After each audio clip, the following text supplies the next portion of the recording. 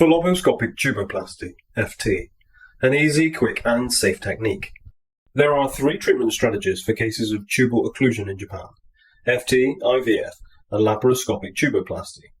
Since FT is less invasive and covered by the national health insurance system in Japan, it may be the first choice for these cases.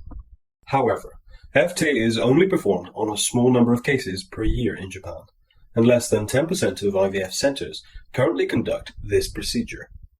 The adverse events associated with FT are rare and include tubal perforation, infection, and reactions to anesthesia. However, we have not encountered any patients who develop these adverse effects. Although fibroscopes are reusable, they are fragile and expensive, approximately 1 million Japanese yen. One fibroscope is generally used to perform procedures in 3 to 5 patients in other institutes. The FT catheter used is made by Terumo in Japan. It is disposable and costs approximately 170,000 Japanese yen. Note that the angle of the catheter is the same as the connector for the inflation device, which is in the middle of the FT catheter. The moving part is 12 cm for the catheter. 6 cm is used to advance the balloon forward. We herein show how the FT catheter works.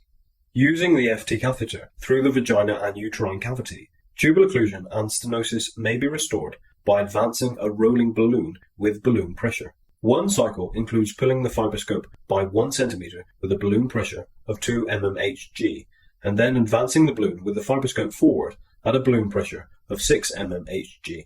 It has the appearance of a worm digging a tunnel.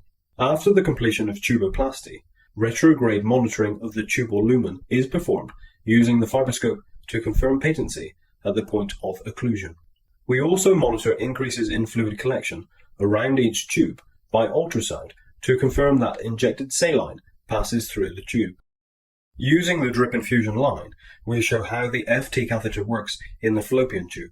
With the continuous infusion of saline at 15 ml per min for lubrication, the positions of the balloon green and fibroscope gold with light are shown. The balloon is a rolling membrane that moves in a linear eversion style, inner to outer motion, similar to a caterpillar, along with the fibroscope inside the balloon. The migration length of the balloon is half that of the fibroscope. Therefore, the placement of the catheter away from the tubal ostium is confirmed based on the residual length of the moving part of the catheter. The limitation of this FT procedure is mainly the fragility of the fibroscope, particularly in the first step of cannulation. Therefore, we focus on the first step of cannulation with the balloon and fibroscope. The step-by-step procedure is shown in this slide. Under unconscious sedation in an operating room setting, 1. Confirm anteflexion or retroflexion of the uterus by ultrasound. 2. Confirm the direction of the uterotubal ostium by hysteroscopy. 3.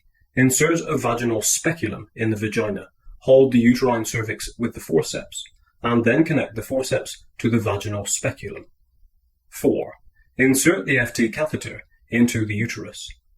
5. Adjust the angle of the FT catheter according to 1 and 2. Insert the catheter until the end of the uterus. Pull it back 5 to 10 mm without visualizing the uterotubal ostium, and then fix it to the forceps. Important key points, tips, are shown in this slide. The most important point is number 1. Introduce the balloon and fibroscope 5 to 10 mm away from the uterotubal ostia without visualizing it. The principle of our simplified technique for FT is based on the structure of the FT catheter. The catheter is blue, the balloon is green, and the fibroscope is gold. A hole is located on the side of the FT catheter tip. As shown in A, the balloon moves at an angle, blue arrow, of approximately 20 degrees away from the catheter line, green arrow. However, as shown in B, the fibroscope moves at an angle of approximately 10 degrees away from the catheter line. Since the fibroscope functions as a stylet, the balloon with the fibroscope reduces this angle along the length of the fibroscope inside the balloon. Therefore, the convex angle is the highest at A, followed by C and D, and the lowest at B. The uterotubal ostium is located at the tip end of the triangle of the uterine cavity. As shown in A, when we insert the balloon while visualizing the uterotubal ostium, at the nearest position to the ostium, by adjusting the visual line of the fibroscope to the uterotubal ostium, the balloon hits the uterine wall. However, as shown in B, when we insert the balloon 5 to 10 mm away from the uterotubal ostium without visualizing it, the balloon is easily placed in the ostium hole using its convex angle to slide into the uterine wall.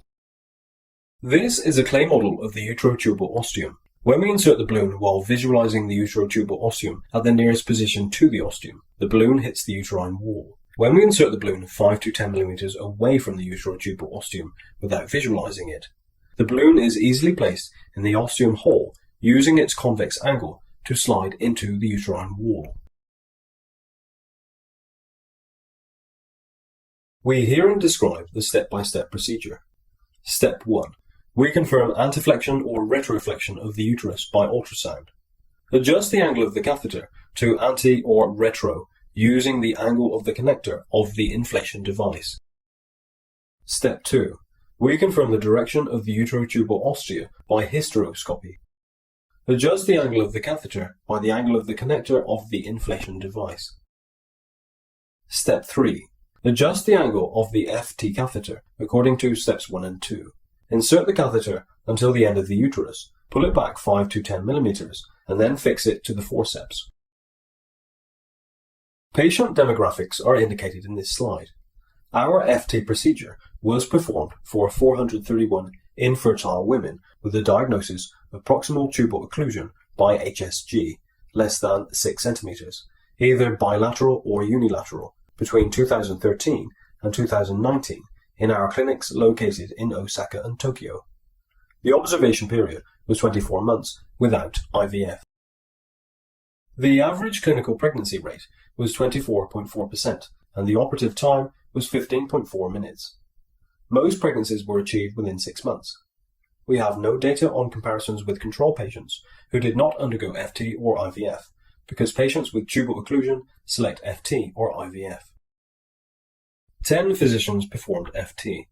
No significant differences were observed in operative times or pregnancy rates among physicians, suggesting that the outcomes of our FT procedure do not depend on experience. Physicians master FT without any assistance by an attending instructor within 3 or fewer attempts.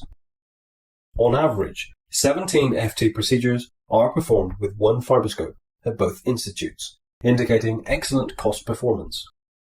We established a surgical FT technique that is easy to perform, quick and safe for patients and the fibroscope. We hope that the use of this FT procedure before IVF for proximal tubal occlusion will become widespread worldwide.